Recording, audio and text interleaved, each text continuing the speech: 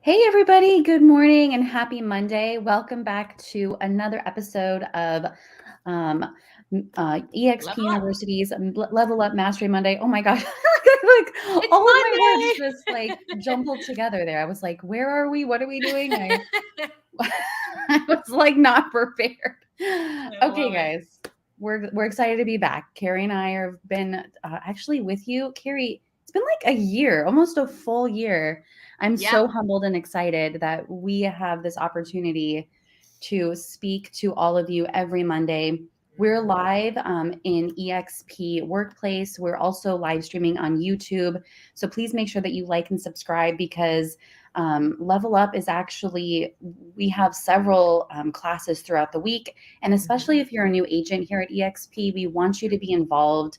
We want you to know that you're not alone on this journey. There's so many different things that you can plug into, and it starts here at the university. So thanks for joining us. Yes, we're super excited to be here. I know, I can't believe it's been a year. It does not feel that long, that's for sure. No, and Cari, did you get a haircut? Oh, no. Oh, okay. I was like, you look so cute. Okay. So refocusing. Today, Cari and I are going to be having this really powerful conversation today about how we talk to each other and how we talk to ourselves. Words matter. The things that you say to other people, how you interact with them, and especially the words that we choose to say to ourselves holds so much power. We know that our tone and our attitude really affects our business and affects the relationships that we have. And so Cari and I are going to be talking about the 7 phrases that the most happy and successful entrepreneurs and especially real estate agents use in their day-to-day life that really empower them to feel happy. This comes from an article in Inman by Jimmy Burgess, who Cari and I have talked about him in the past. I love following him on Inman. I think he's a great communicator and a great teacher. And so these 7 points actually are brought to you by him today. But Cari and I are going to go more in depth around that. So yeah, we're going to bring our perspective around it, but it was a really good platform. And I actually met Jimmy about 2 or 3 years ago on Clubhouse. So it's a small world. And then he started doing some contributing, but we were always in we led the same Clubhouse rooms together. So that's interesting. If you guys are still in Clubhouse, I don't know. I kind of let that go. I can only do so many things. There's only so many for things. me. Yes, okay. I'm like, I can't do all the things I want to do. It's just life. It is just life. But this is really important because what you said, Haley, is very true, which is, words do matter. And most of the time it's the words that we say to ourselves that are detrimenting us the most. I had posted something not too long ago about this, which is from many of you know that I'm kind of on my own spiritual journey, but as a Christian, there's a Bible verse that it talks, obviously about love your enemies, but this gentleman took it to a different level. And I loved it because it's about this. And he said, so the first thing I had to do is start loving myself because I'm my worst enemy.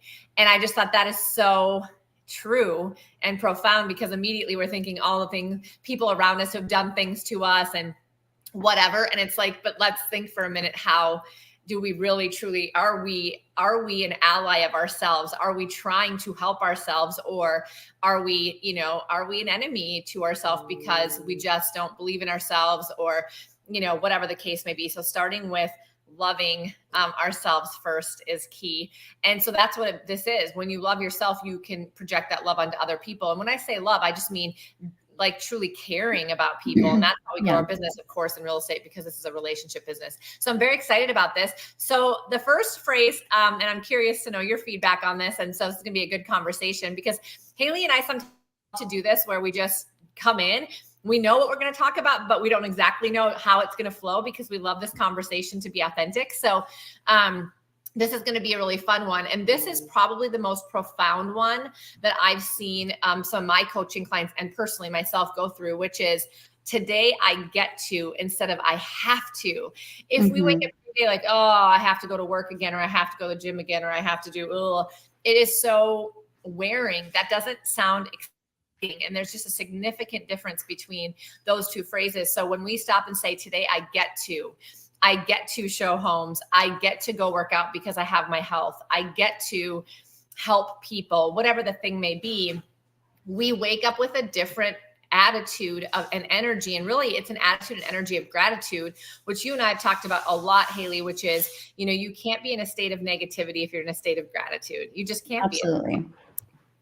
Well, it's important that we take into consideration that phrasing the tasks that we have every day in a positive state of mind actually sets our tone for the day. It allows us to be excited about an opportunity.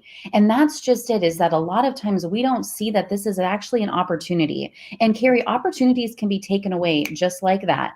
And so when we come from a place of, I get to do this, it actually is coming from a place of gratitude. You're coming from a place of abundance. And I really believe that you show up differently when you have this state of mind. It also reminds me of, pretty much, I would say at least 3 times a week, my kids wake up and they're like, I don't want to go to school. I don't want to go to school today. And so I've actually started to teach them that when they say that, that's the first thing that they wake up saying is, I don't want to go to school. Yeah. Well, what if you said instead, I get to go to school today? Because even at this level, Cari, and my kids are 11 and 7, I have an opportunity as a parent to help them to see that they are so fortunate that they do get to wake up every day. They get to wake up. First and foremost, they get to wake up.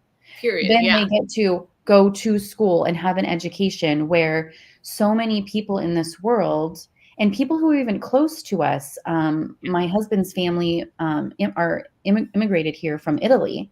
Yeah. And his grandfather did not actually get educated past, I believe it was elementary school.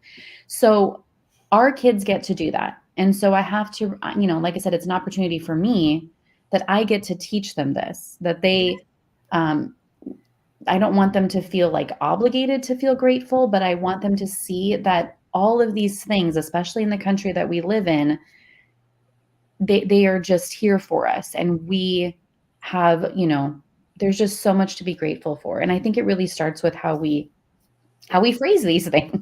Yeah, I mean, it really is, because we know our thoughts turn into our feelings and our feelings turn into our actions. Mm-hmm. So if we think we have to do everything that we don't want to do, then that is going to create a feeling. And if we are really in a place of, wow, I get to do this, and other people wouldn't have this opportunity, but I get to, it also creates a very different feeling. And then how you show up in your actions is completely different. So that's how those things correlate.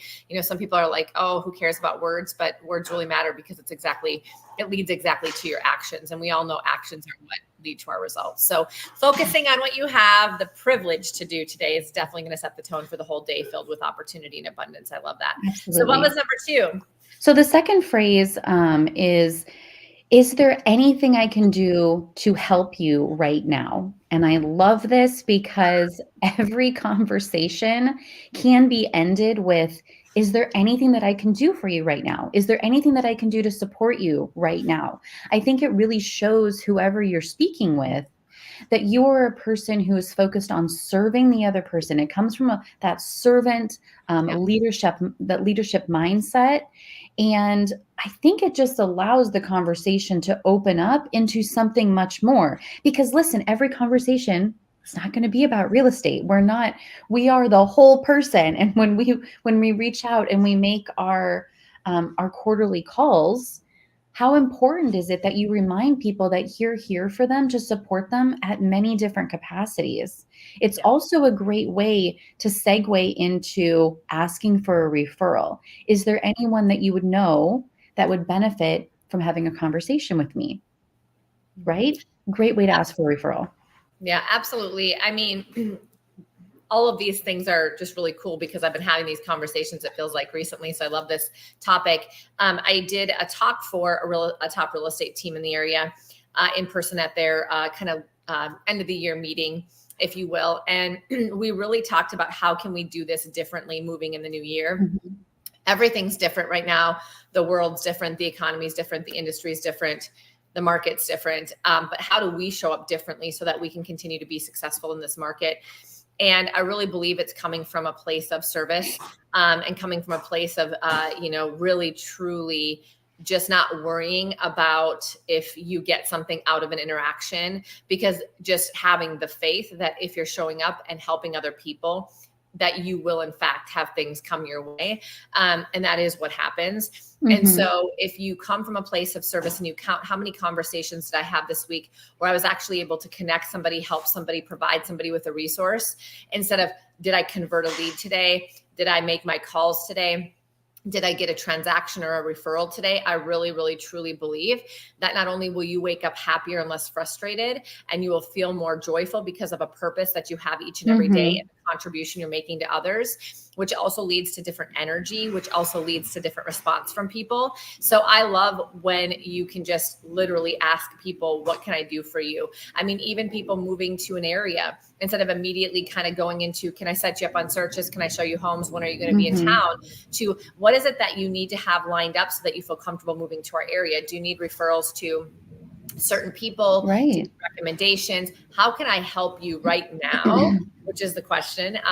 But how can I help you right now with no strings attached, just to make your life easier? Because that's what I want to do. Because the law of reciprocity proves that if you really come from a place of contribution and try to help other people, genuinely, they will be looking for ways to reciprocate, whether they even know it or not. So that's how you grow your business, is by focusing on those things. But I just think, when we get too focused on the numbers and the referrals and the appointments and the calls, we lose the service orientation. We lose the focus on servicing and serving other people and being that person. And then we start to get uninspired and we start to get burnt out. When you're constantly waking up helping other people, you're not burnt out, because you get to watch cool things happen in front of you and you feel so good about yourself. And so that's what I would recommend when it comes to this new market. Yes, I love that. What a profound way of shifting your mindset around being a servant leader. And Cari, you've always done a really great job of pointing out that every conversation doesn't need to be specifically about real estate. It can start out that way. But again, if you come from a place of contribution, you're going to grow spiritually because you're going to feel more fulfilled. Yeah. So leading into the third phrase that happy and successful real estate agents use daily is, I saw this and thought of you. Yeah. I saw this and thought of you. And it's really the best way to recognize and help someone feel remembered by you is if you come to them and say, hey, I saw this home that just went on the market and I immediately thought of you. Or I saw that this house closed in your neighborhood today and I immediately thought of you. Or if you are reaching out to people, or if you're following your leads on social media, how special is it when someone reaches out to you and says, oh, hey, Haley, I saw that you recently went to a trip to Disneyland with your family. How was it? Or I saw this Disneyland sticker, or I saw this new movie and I thought of you. Or you just recognize that they're doing something with their family or their friends and you want to congratulate them. It's again, taking that relationship to the next level because they want to see you as someone that they know, like, and trust so that they can continue to be feeding you referrals because of these actions. Yeah. I think instead of saying, I'm just checking in, a better thing would be, hey, I was thinking of you. That is a whole different feeling that you give to people. I'm just checking in. That's just you doing your job and quick, moving through the activities. People feel that way. But when you say, hey, I've been thinking about you, and then you say something else, that's why you make notes in your CRM. It can be very, very intentional, purposeful, and it moves the needle forward in that relationship for sure. I think also it's taking on that next level of service. It's like, I really wanted to bring something of value to you because it made me think of you specifically. And you can only do that when you take good notes and you manage your leads and you manage your pipeline and your contacts and your relationships. Really, that's why it's called a relationship management system in many ways. You're trying to really just keep yourself on top of all your relationships. And so there's also a strategy that I've talked about a lot, Haley, which you and I've talked about, which is taking what's online offline. And that's the perfect example of what we're talking about right now, is that, really having making sure that you are connected on social with all of your, prospects, your past clients, your friends, your family, your sphere of influence, and taking some purposeful and intentional time to go and look and see what's going on in their life, but not just be the person that just comments quickly like everybody else, but instead actually taking some of that information and then doing something different with it, whether it's making a phone call, sending a text, sending a video text, dropping something off at their house, mailing them something, or even, having something delivered, depending upon what is happening in their world, positive or negative. This is how you really show people you're thinking of them and how you move the needle forward in that relationship. Absolutely. So tell us what number 4 is then, Cari. Tell me more about that, or tell me more. Here's the thing. This is one that I've had to really, really focus on, because it's not my natural behavior to listen as much or more as I talk. It's just who I am. So that's a really great way. If you are not naturally inclined to question asking, some people just know they're just question askers. If you're not that person naturally, you might get stuck, like me sometimes, like, what's the question I need to ask next? Or I need a little bit more time to think about that. And so just following up with something that somebody says and saying, tell me more about that, or tell me more. Basically what that's doing is it's allowing them to continue the conversation and speak to you, so that you have an opportunity to listen. And it's really clarifying not only the situation, but more importantly, statistics show that when people talk more in a meeting, they feel like the meeting went better. So we need to get people to talk more. And if we're just asking, dead end questions, they're not talking more. And so tell me more about that is a way that you can keep that conversation going and dive deeper into some of their needs and desires and questions and challenges, which really makes them feel closer to you. Yes, absolutely. And I wanted to share too that this is so a lot of times, as if you're a high driver, we don't typically take the time to listen because we just want to move on to the next thing. That's not wrong. I'm not saying that that's wrong, because I'm a very high D.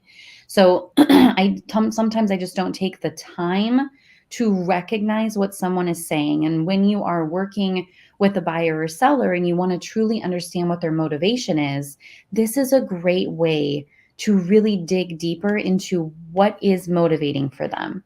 So asking them to tell you more about maybe a 4-bedroom home. Why is a 4-bedroom home important to you? Or tell me more about why it's important that your home is sold by the end of the year, so that you can understand how to best position them or set their expectations. Or how about, if someone wants to move into a specific community, tell me more about why this community is important to you. And here's a really great way to practice this. If you have children or a partner or a spouse, these are great people to practice this on. I actually use this with my kids when they're fighting with each other. And I will pull them apart and I will say, well, tell me more about how you're feeling, or tell me more about what happened. And it actually has allowed me to be a better coach, because I can use this strategy on my own kids before I use it on an adult. And it's actually, I find it to be very useful. Yeah, I love it. That's a great idea. So what's number 5? So number 5 is, this is my favorite one, is saying thank you for. So again, we're coming from a place of abundance, from gratitude, from appreciation. So saying thank you is really one of the simplest and most powerful ways that you can show appreciation. It's this simple act that you said, Cari, that sets the law of reciprocity into motion as well, because you're saying thank you. So thank you for entrusting me. Thank you for your confidence. Thank you for your time today. Thank you guys for listening to us and just being a part of this journey on our Level Up Mastery Monday. It's just always coming from a place of gratitude. And I think it really does lead into a more empowering week when you approach your conversation from a place of saying thank you. Yeah. Yeah, absolutely. Again, we're showing gratitude. We're showing appreciation. It's abundance is around that. Whenever we do that, it also puts people into a place of I think gratitude and thankfulness when we do that, because that's just what happens. So it helps us to focus people on that too. But I just think at the end of the day, if you practice a couple of these things that really move you into gratitude more frequently, and into abundance more frequently, you're just going to lead a happier life and a more successful business, bottom line. So I love that too. Just never forget to say thank you. The sixth one is I love. And I think that this is just an interesting one. I think that the words that you do say when you talk about your career and what you do and giving back to the community or your hobbies or just your family or just anything like that, just try to be as passionate as possible. And again, we don't want to be inauthentic. And so you might not be someone that uses the word love a lot. And maybe it doesn't have to be the word. Remember, sometimes our tone is as important and our body language as the words that we say. So that's important to know. Be yourself on that. But like also, when we are really at a place where we're loving something that we're doing or a relationship or just whatever that might be, I think that the whole point is when we say to ourselves, whether we're saying it to other people or to ourselves, is that I love days like today, or I love doing what I'm doing. It just it fuels us with more energy and passion, and then that is going to project out on other people. Like the excitement we feel is what other people around us feel.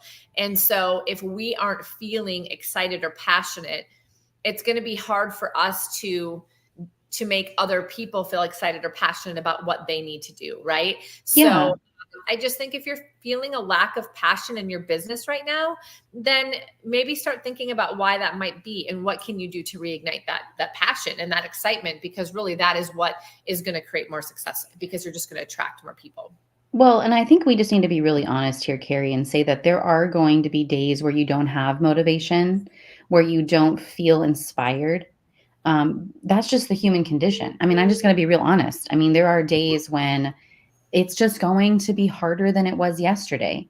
Yeah. And so if you are not comfortable with saying, I love, and then filling in the blank, I think it could be just as powerful if you say, I enjoy, like I enjoy. Yeah. And then you say whatever it is. And I think having it in a conversation with another person, because saying the words out loud means something. Hearing yourself say something, it's almost like an affirmation.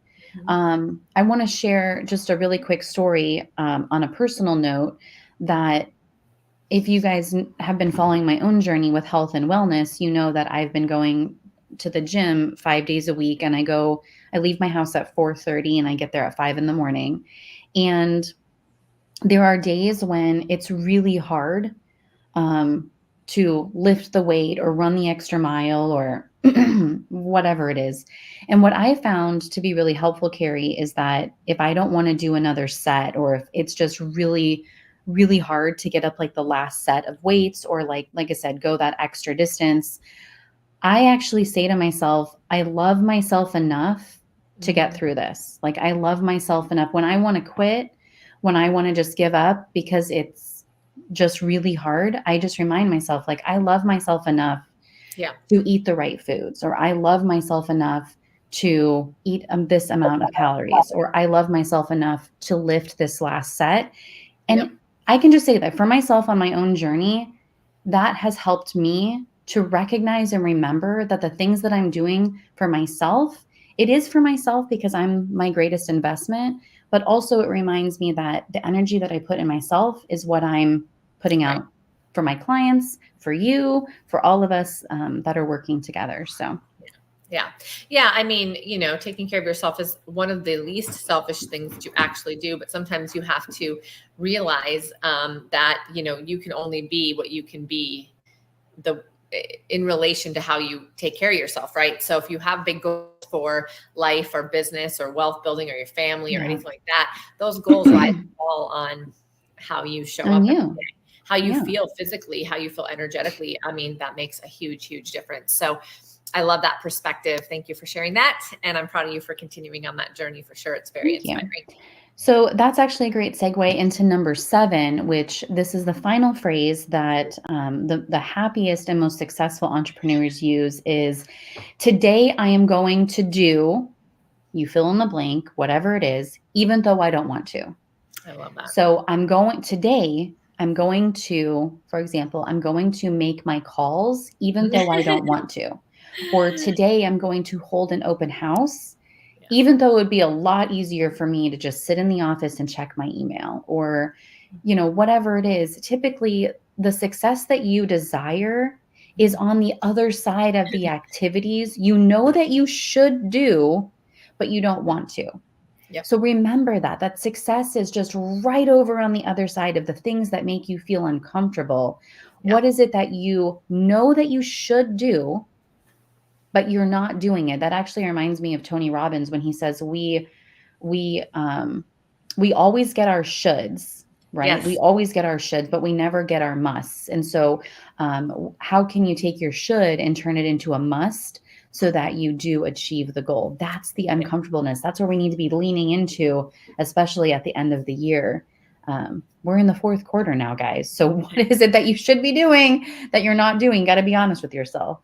Yeah. And I think, the bottom line about this particular thing is saying that to yourself is that you're building self-trust, and self-trust really creates a different feeling about yourself. And when you have a different feeling about yourself, you have more courage to go do the things, or more, you just have more energy to put into doing something that's hard. But doing hard things actually is one of the things that makes you the happiest. So when you don't lean into that and don't do it, you feel worse about yourself, because later you're going to beat yourself up for not doing it. When you don't have a paycheck in 90 days, you're going to be mad at yourself that you didn't do something today. So it's actually a very self-defeating kind of, process. So by forcing yourself to do the hard things, by pushing into the hard things, you prove to yourself that you do what you say you're going to do. You prove to yourself that you show up for yourself when you need to. You build that self-trust, and you build confidence in yourself, and you actually feel a lot more happy. When people talk about, really that happiness and joy from inside, it really is that you believe that you're showing up in the best way you possibly can. That's where you actually get true joy, is by showing up for yourself, doing the things, and really figuring out who you are as a human being and going out there and being that person. When you refuse to do the hard things and you allow your mind to take over, it's actually going to make you feel a lot worse about yourself in the long run. And so just remember that, how do I want to feel about myself long-term here? Yes. The decisions I make today make a difference in that result. Love that. So listen, we want to leave you guys with this as we're wrapping up, is we'd love for you guys to just put in the chat in workplace that today you're going to commit to doing this one thing. And we want to share it with us, you guys. You're not alone. Reach out to us, send us a message, send us a private chat if you want, it doesn't matter. But let us know, what is the one thing that you're going to lean into to committing to doing today, even though you don't want to do it. And it's okay to be super honest. We're not here to judge you. We're just here to help you to commit to the things that we know are going to help improve yourself and improve your business. Love it. Thanks, you guys. See you next time. Thanks, guys. See you next Monday. Cari and Haley, another amazing session. Thank you so much for being with us every Monday. It is always a treat to see what you guys are going to bring to the show. So beautiful. Thank you so much. And my friends, we've got a few more sessions coming up for you. So next up, we are talking to the amazing, to the beautiful, to the powerful Nakia Evans. And she's going to tell you about how to unlock success, about leading agents to prosperity nationwide. So without any further ado, let's toss this thing over to Nakia Evans. Hello, everyone. Hello. I'm excited to be here. My computer, of course, is just going a little slow today for some reason. So I'm checking to make sure you guys can hear me and I'm all caught up, not moving too slow for you guys. I am here today to talk about leadership. And I had to give this a title. And the title was Unlocking Success, Leading Agents to Prosperity Nationwide. Are you guys, can you hear me and see me okay? I hope so. I'm going to keep going. So a little bit about myself. I was born into leadership. I was an only child. And I was a spoiled only child, and that led me to be the leader in the neighborhood, right? Then I became a teenage parent. I was a teenage mom. I had 3 children at the age of 19. And somehow I fought my way through all of those challenges. And I became a licensed real estate agent in 2002. I did that in Baltimore, Maryland. And I went from one company to another company, and then I landed at Coldwell Banker. That was a company where my broker manager, she took interest in me, right? And she helped me to become a leader. She helped me to become a leader by volunteering, by servant leadership. She took me to some meetings at my local board and at my state board and for Women's Council of Realtors. And throughout all of that volunteerism, it really focused on leadership. And that's where I learned to be a true leader, by servant leadership, by volunteering. Once I started doing that, the company asked me to become a broker manager. I was like, wow, I'm a real leader now, a paid leader. And I started supervising real estate agents in Baltimore, Maryland. Fast forward through that, I started looking at EXP. Someone introduced me to EXP, and I was like, wow, I think I can do that. Wow, I think I can be a leader at EXP. So that got me to thinking, how do I lead at EXP? I did go to EXP. I started attracting other agents. Other agents noticed how happy I was with the change in company, and they asked me for advice. They asked me, why do you love EXP so much? With that, I was like, ooh, now I'm a leader at EXP.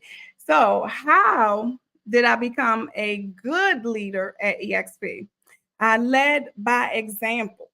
I demonstrated what it meant to be a leader, my work ethic, my professionalism. I attended leadership workshops. I attended those workshops with other agents in order to improve my skills, but also to be on the field, to be side by side with other agents, to become leaders together. It was an experience, right?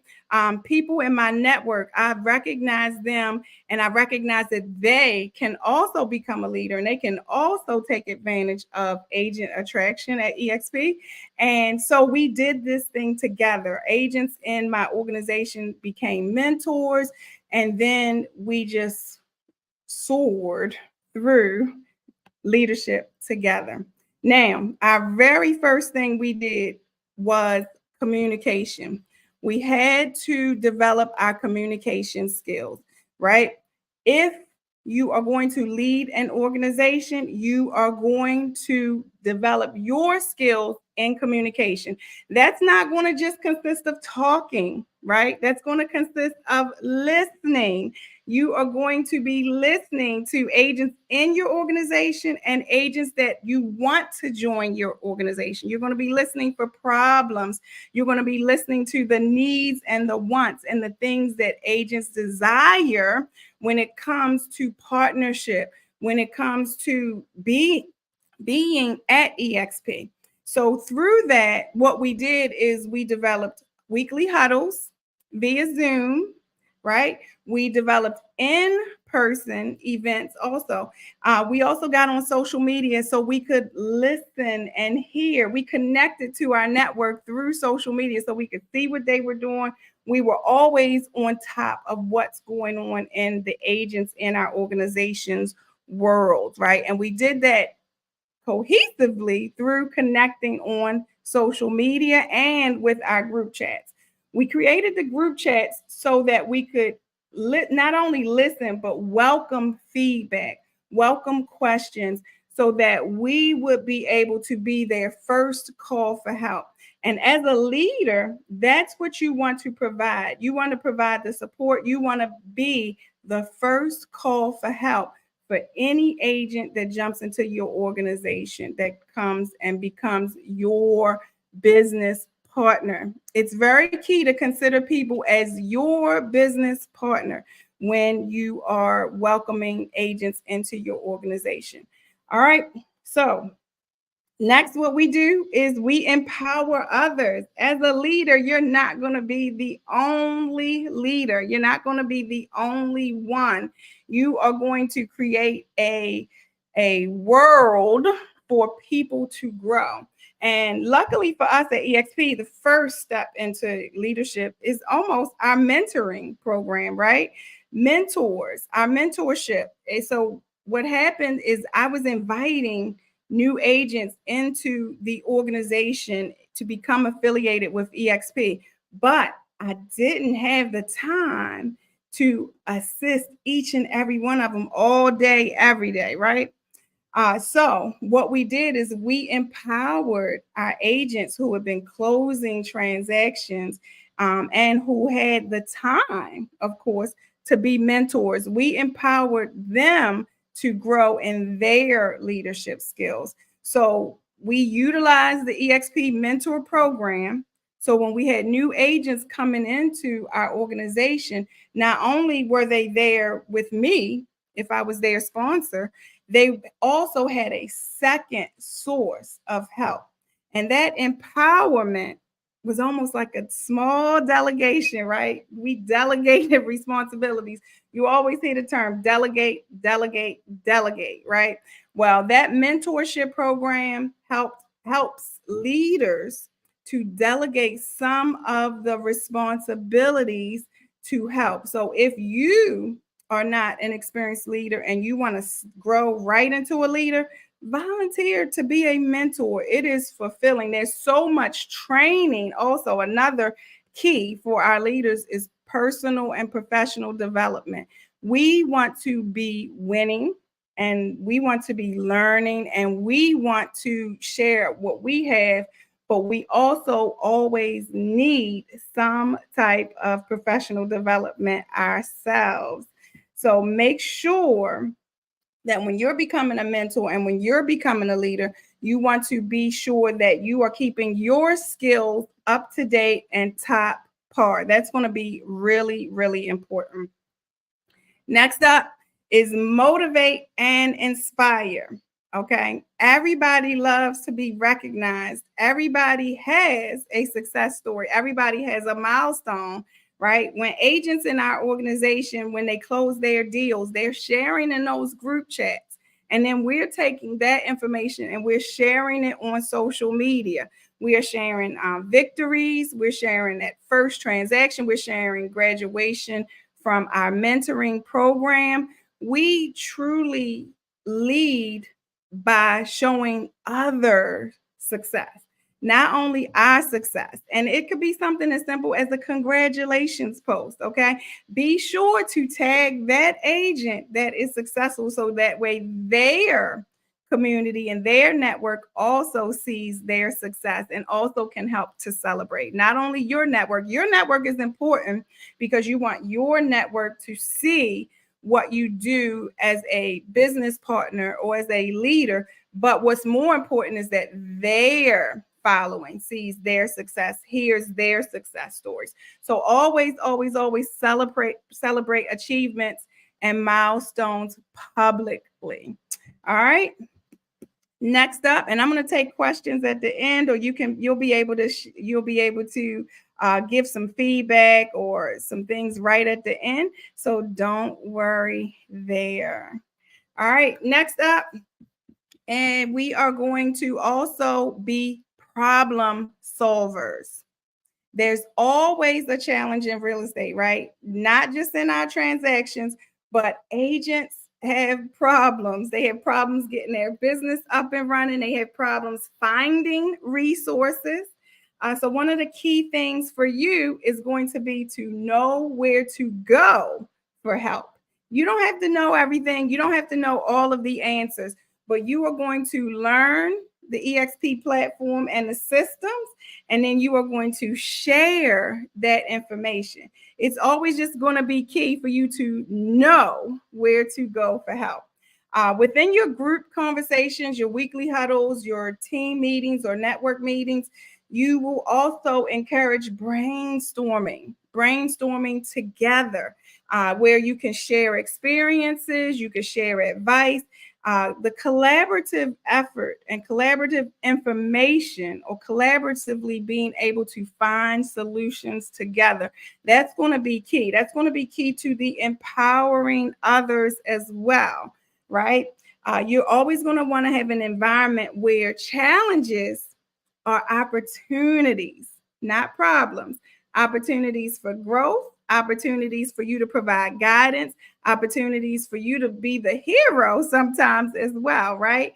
And just for you to also share your own experience. So that's why it's key for you to know the platforms, for you to know the systems, for you to know where everything is, and be able to just direct agents where to find their solutions as well.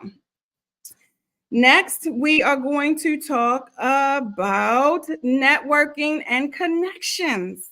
You are going to stay connected to other leaders at EXP.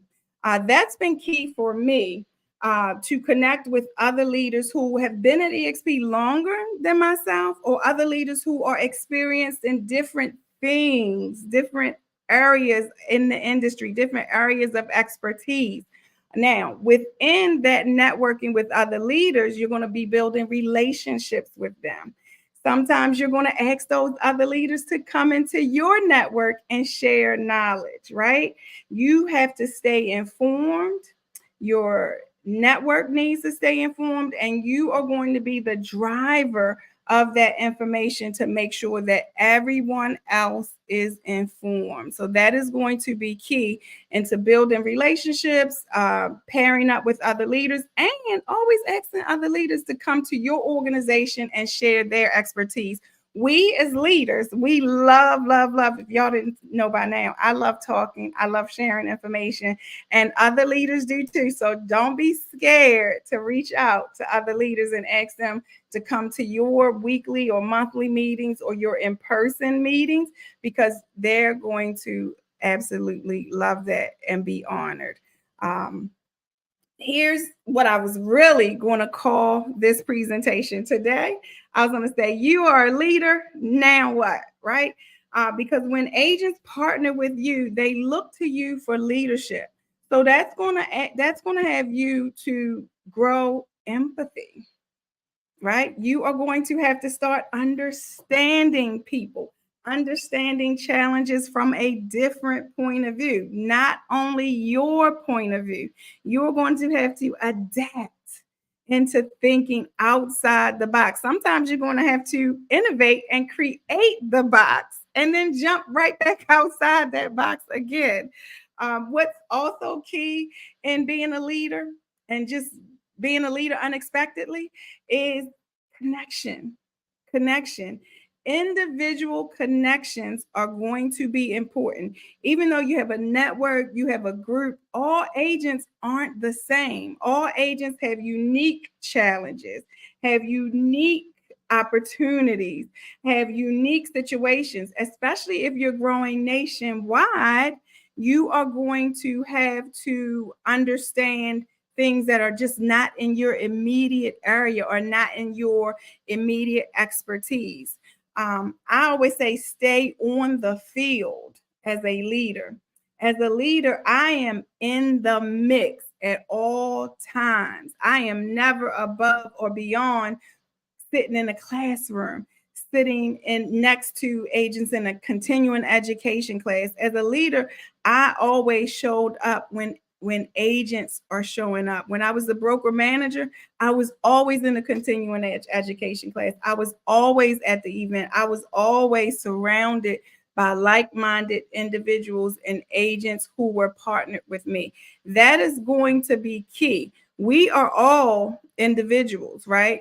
But when we're working together and when we are collaborating, we complete each other. And that's going to be important in this business. Collaboration, I swear, has been the key to success over the last few years.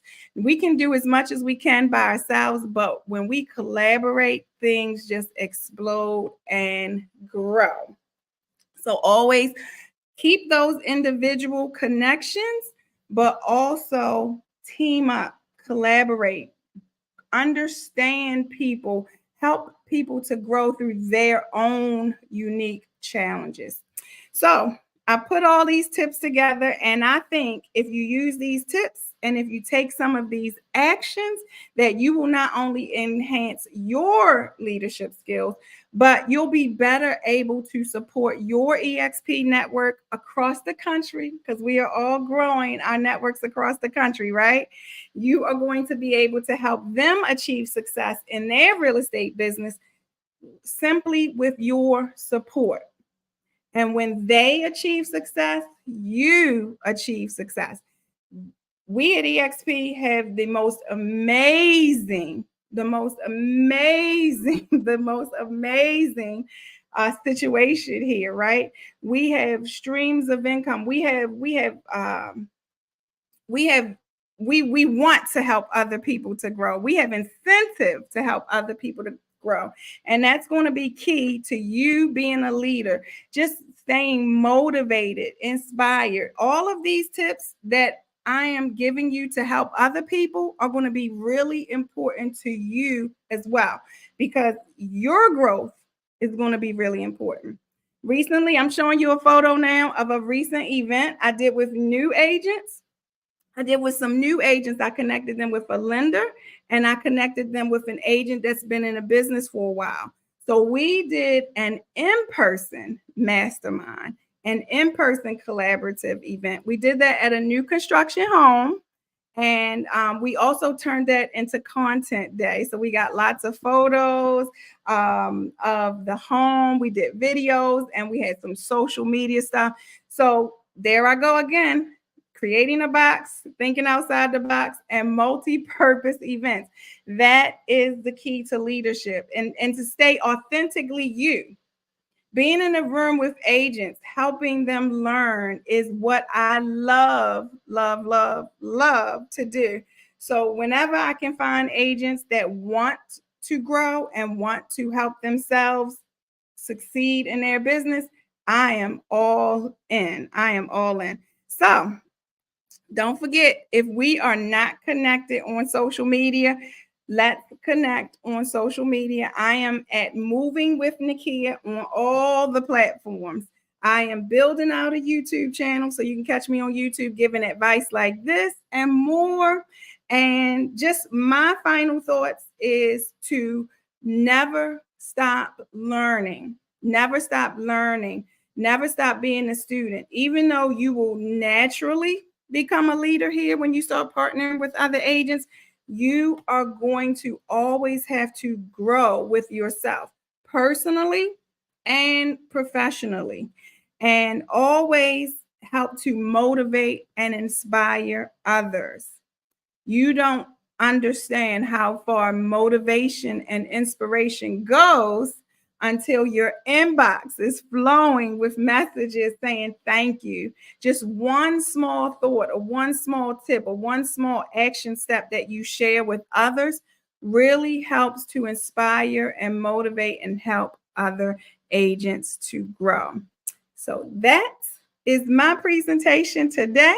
And I am grateful for EXP University for giving me this stage and allowing me to share information with the world. So thank you for choosing me today. And I'm going to turn it right back over. Thank you.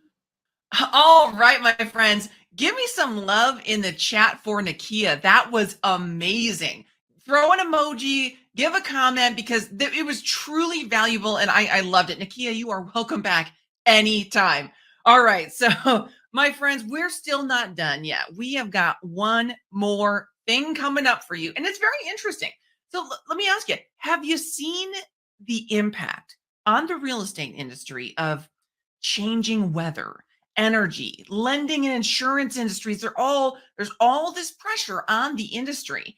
And so what we've got for you today is we've got Keith Everitt, and he's going to tell you how to use sustainability to grow your business, right? So we can do something that's right for the world and right for our business at the very same time. So without any further ado, let's toss this thing over to Keith Everitt. super excited to talk to you about growing your business with sustainability and ways to think green in real estate. And my name is Keith Everitt. I am the co-chair of the EXP Climate Action Network. Super proud of the work we've been doing, and we want to bring some of our information to you so you can have a better real estate business. And we know right now with all these trying times that are going on, that's super important. Why is it important? Because you're going to be future-proofing your real estate business. And what I mean by that is, look at other instances of recession-resistant or recession-proof businesses like insurance companies. I mean, you're mandated by law to have insurance on your cars. You're mandated by your mortgage companies to have insurance on your homes. What we're seeing in regulation throughout the international, federal, state, county, and city levels are rules that are beginning to mandate green and sustainable practices in housing. And that's going to be important to you and to your clients. And what I think it's really going to be able to do is help you prevent yourself from becoming obsolete. If you think about our EXP talent attraction presentation where we talk about, Blockbuster was gone and Netflix took over and pushed them out of the way. Hotels had a huge chunk of their market taken by Airbnb. And we also had, traditional brick-and-mortar real estate businesses being supplanted by us, cabs replaced by Uber. If you are one of the early adopters in using green and sustainability in your business, you're going to be way ahead of everybody else when these government regulations are pushed upon all of these different entities that we were talking about. So I want to take it from there. And for best results, guys, check your politics at the door. I don't care if you're super conservative from a coal mining community or if you're a tree hugging, California liberal. Check that stuff. This is about what's best for your clients. It's a green message about high performance homes that are comfortable, livable spaces for your clients. And if you come in with that mindset, with your clients' best interests in mind, you're going to be successful. And I'm going to show you what your clients are thinking about this as well. So let's get rolling here. What I want to talk about here, the agenda today is why green real estate and why it's vital to you as an agent today. What exactly are high performance homes that we're talking about? How green real estate benefits your clients. And then we're going to give you some examples of EXP agents that are using this to push their business forward right now.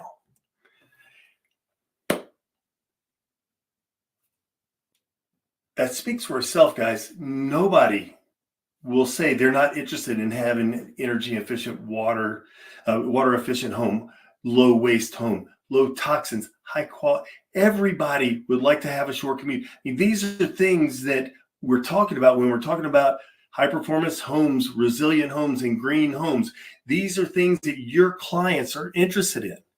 And the National Association of Realtors took a lead on this in 2019, and they started coming out with the ESG report, the Environmental, Social, and Governance reports about how the National Association of Realtors is doing. And last year, they added the R for resilience. And what they're talking about when they have that R added on there is how our clients' homes and our homes are for ourselves can be resilient to the effects of climate change, with the storms intensifying, more wildfires, more tornadoes, water scarcity. All of these ideas pile into the resilience category here, and what we can do to help educate our clients to move forward with the ESG and R resilience for their homes with our clients. Homes produce 20% of greenhouse gas emissions in the United States. This is why you're going to see mandates coming from the federal, state, city, county governments, is because we are producing a lot of greenhouse gas emissions that are contributing to climate change. And whether or not you ascribe to that point of view or not, a lot of the entities that govern where you live do. So we need to be prepared for these, these regulations to be pushed on us. If you look at building codes in your areas, they're going to, having a home that's plug-in ready for solar. We're just highly efficient homes, recirculating fans to bring fresh air into your homes. I mean, it's going to be a total new world in new construction, and then retrofitting existing homes with higher performing insulation, ceiling around windows. Those are the types of things that we're going to be talking about as well. So, hang on, let's roll through this, and let me show you why, I think you should be really becoming an early adopter in this business.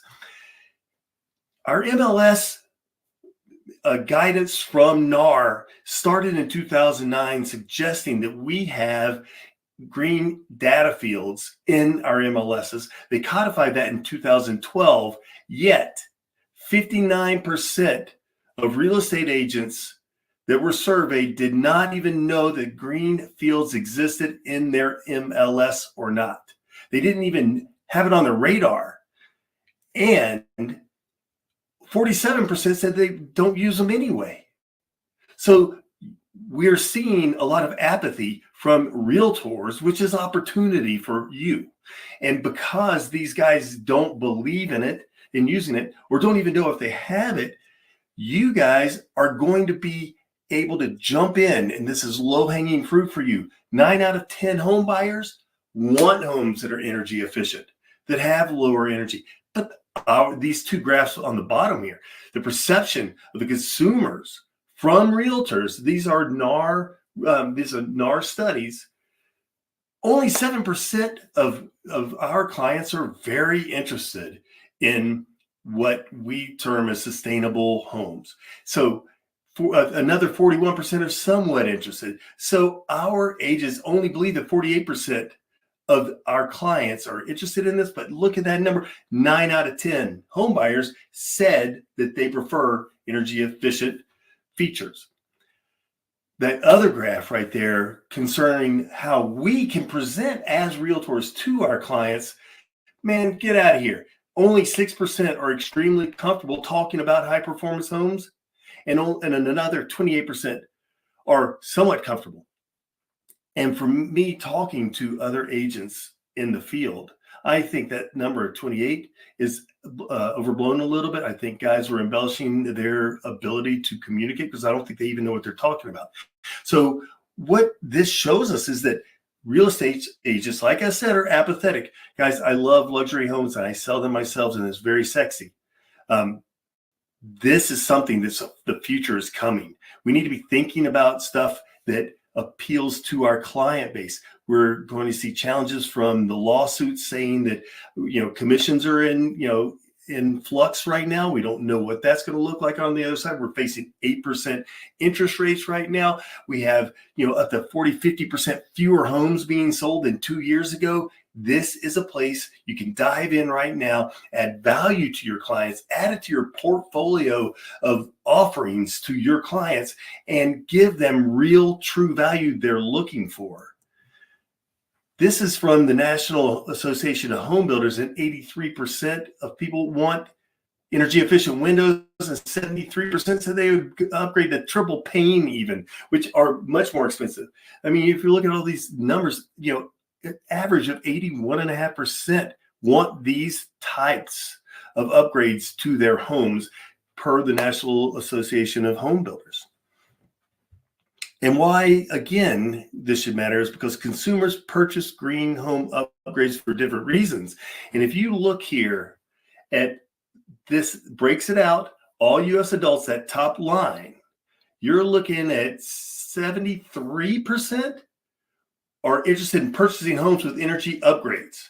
And it breaks it down by generation, by income, even political party, guys. And look down, there at Democrats, Independents, and Republicans. The lowest there's percentage is still in the high 60s. People want this. We're wrong.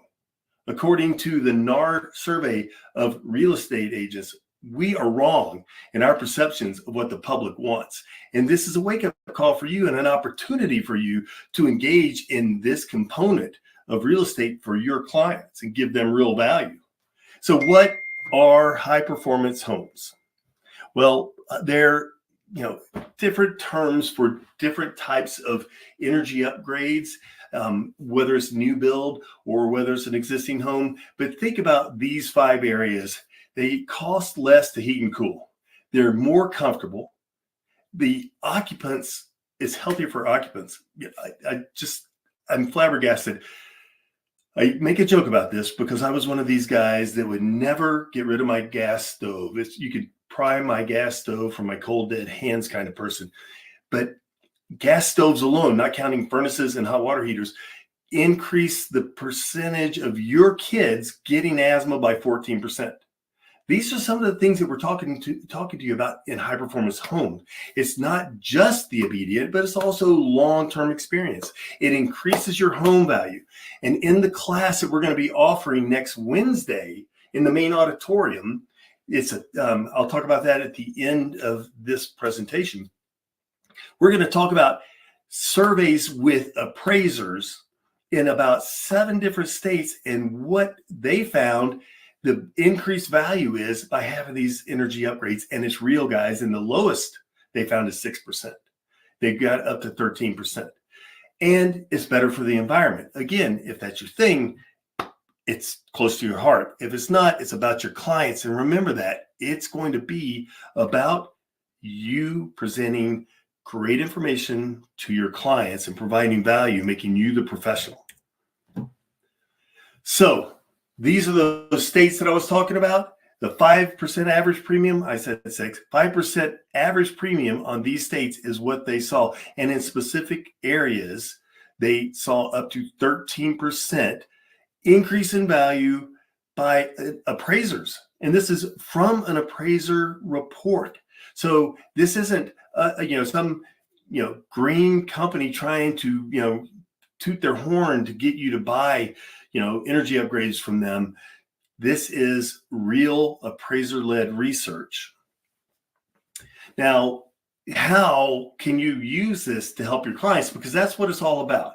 For you to generate more business, you have to be of value to your clients. What's your value proposition to them? How can you utilize sustainability and green in your value proposition? And here are the 3 main ideas that you're going to take away if you do attend that Green Fundamentals class next Wednesday.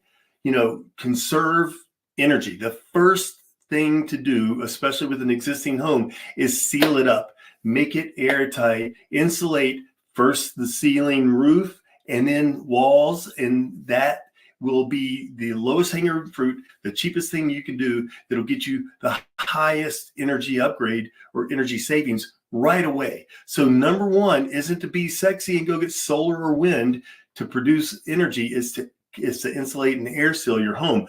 Electrification, getting off of gas and heating oil or any other fossil fuel, and electrifying everything. I said I was joking about the gas stove and prying it from my cold dead hands, but I really was that way. I came out of the restaurant industry.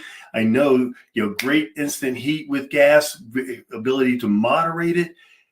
And yes, electric stoves can be a pain. However, you can get, stoves now that are super efficient, that are very responsive, and it's an induction cooktop. Induction cooktops use magnets, and you do have to have cookware that is magnetic, but it is way faster and easier to regulate than gas. I have one in my kitchen. It is an unbelievable upgrade cooking wise, coming from someone from the restaurant business that love gas. And so electrification using heat pumps instead of furnaces. We're the only country in the world, guys, that has an air conditioning system in a home and a heating system in a home that aren't the same. Everybody else in the world are using heat pumps, which can now, especially in cold regions that they didn't work well 20 years ago, regulate the heat in your home super well, and it's going to save you a ton of energy. If you went out and bought the most energy efficient gas furnace for your home, for your gas forced air, you're going to get between 93 and 95% efficiency, which is super, because Energy Star regulations state that it has to be 80% efficient or higher. So you're looking at up to 93, 95%. But heat pumps start at 200% efficient. Electrify, electrify, electrify. They even have heat pumps for your dryer right now, and heat pump refrigerators. It's amazing what they're putting out there right now. And then finally, the third step is to do renewables. You know, once you have made your house efficient, you've insulated and air sealed it. Once you've made it all electric, then go out and throw those solar panels on the roof. We're going to talk to you about solar panels in the class next week as well, because a lot of people, and I say that I have heard this, you know, from a lot of my agents, solar kills deals. And I get it, because there are a lot of shysters going around selling crappy solar plans to senior citizens on a lease, and then they go out of business and you never hear from them again. Third parties collecting the money. Yes, there are a lot of headaches with it, and we'll show you how to navigate that as well. Right now, there are tons of different incentives, whether taxes, rebates. You get rebates from utility companies that are going to help you update your home and become more energy efficient. These are two of those. Incentifind is one company that you can pay to go out and they'll scour all sources to find out what your home is able to, you know, qualify for. With these incentives, there's over $70 billion available total incentives out there to upgrade your home and make it more energy efficient. Below that is DSIRE, DesireUSA.org. It's a really cool name, but it's not as sexy of a site. It's kind of harder to navigate, but there are tons of information. You can go in there, you can put in your zip code, and it'll find energy incentives and policies near you that you can call your local utility company, your municipal government, and say, hey, I want to upgrade my home, and I saw that you have this incentive. That's something that you can help your clients with. Tell them, here's one way you can pay to get this report. Here's a way you can do your own research. Let's sit down. I'll help you with that. And we are looking at $9 billion in residential energy efficient rebates and tax incentives from the IRA, the Inflation Reduction Act. There are tax credits as well as rebates. So if you know a little bit about accounting, it's on both sides where it comes off of your total income or rebates to you. There are so many ways you can become the expert to help your clients make sure that they are realizing the benefits from all that the government is offering right now on a federal level. And like I said, $70 billion overall. When you get state, local, and utility companies involved, it's just going to be incredibly opportunistic for your clients. Sorry about that. Now, these are some of the items that you can get with the IRA tax credits that are available now. Sorry about that, Randy.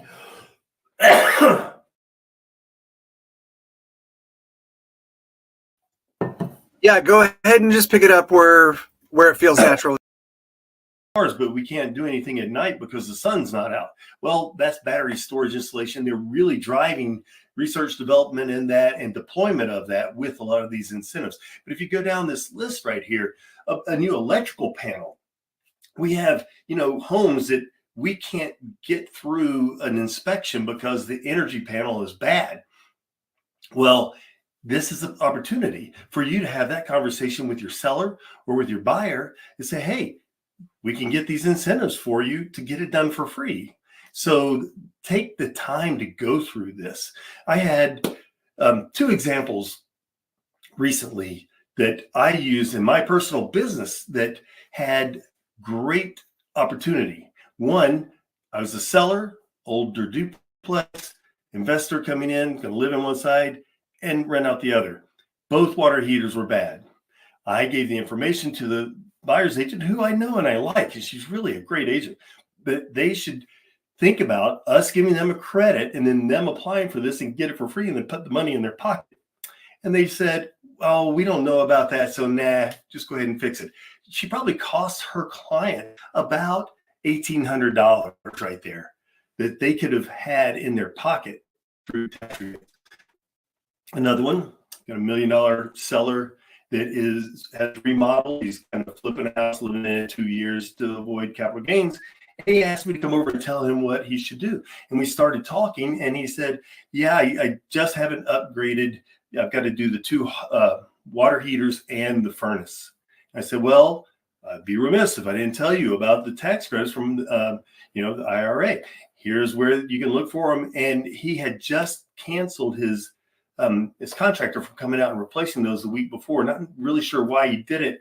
And now he's looking at the opportunity to save on 2 water heaters and a furnace, get those credits for him, upgrade his house to make it worth more money to a buyer, and do it for free.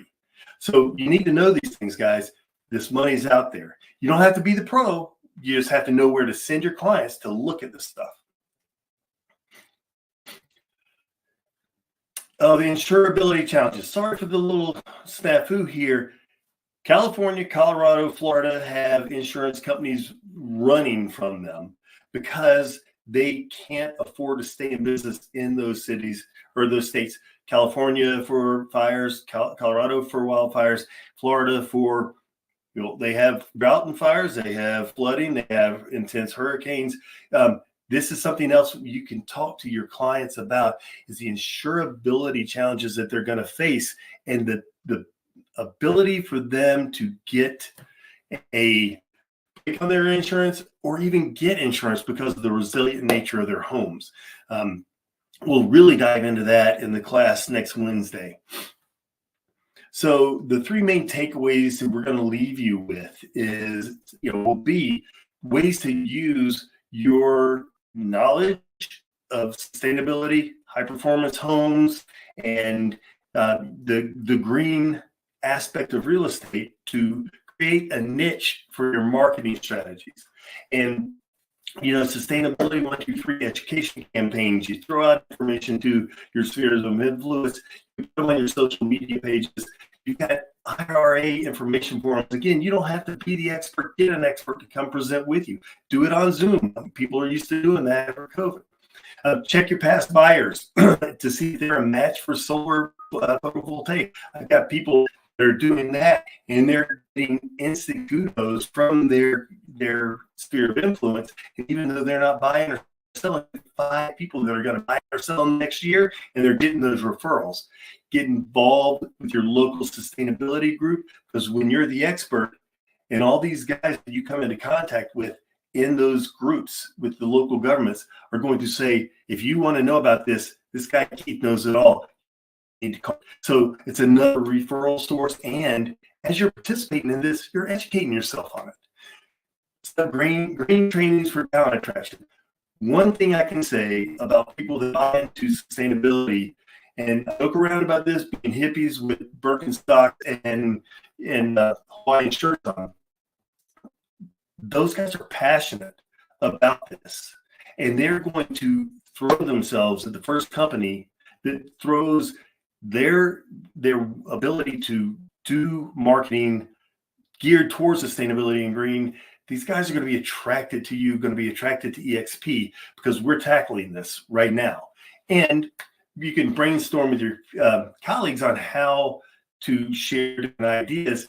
Join the EXP CAN Workplace. That's the Climate Action Network. Go to Workplace, search groups, Climate Action Network, and we talk about and share all things green and sustainability there.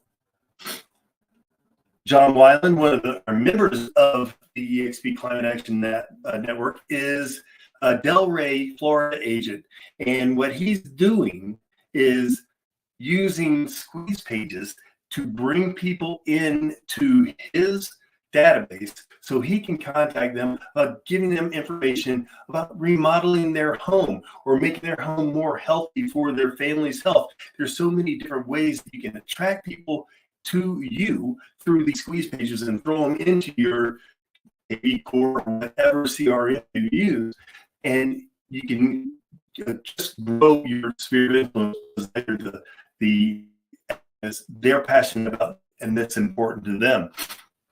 We have Azumi Tanaka.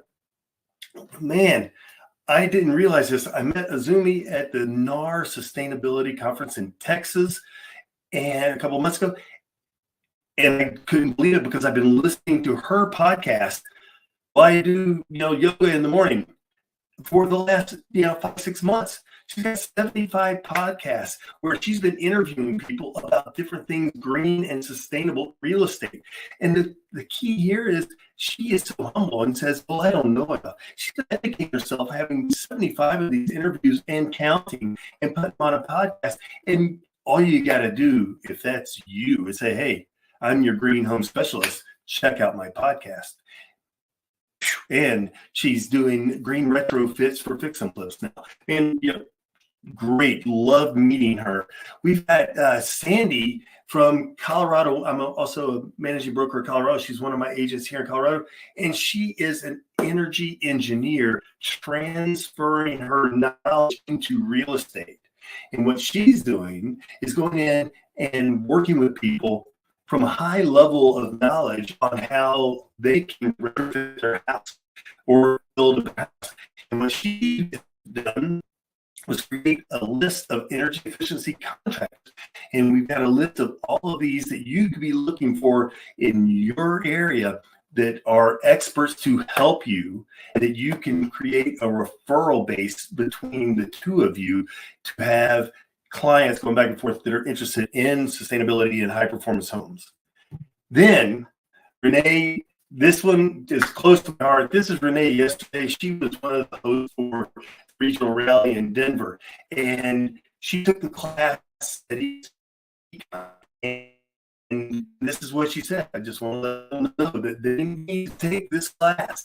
It's got so much information. There are billions of owners and I was so informed before I took this class at EXP. She shared with me that weekend she went out on a listing appointment and used some of the information she got to secure that listing. So, guys, social proof right there. This is working. It's working currently in our market, and it's something that you really need to be thinking about. So, the Green Fundamentals class is going to be in the main auditorium. It's going to be next Wednesday, the 15th, 2 to 5 Eastern Time, 11 to 2 Pacific Time. But come join us. It's 3 hours, not highly disciplined and regimented. We love getting feedback. We have an incredible presenter that's assisting me in presenting it. She's doing all the heavy lifting with the smart stuff. Her name's Pamela Brookstein. She is from Elevate, which is a nonprofit that helps inform people. Her job is to inform real estate agents about green, high-performance home sustainability. She's amazing. She did an incredible job. Got so many kudos about her from the class in Vegas. We'd love to see you there for that. I'll leave you with this quote. When sustainability is viewed as being a matter of survival for your business, I believe you can create massive change. Guys, look out there. Whether, again, you believe in the mission or not, governments do. International, federal, state, county, city, municipalities are moving to higher standards. You could be the leader in this. And guys, please come join us again. Main auditorium, the 2 to 5 Eastern, 11 to 2 on the Pacific Coast, and listen to more Pamela than me teach you more about how this can help your business.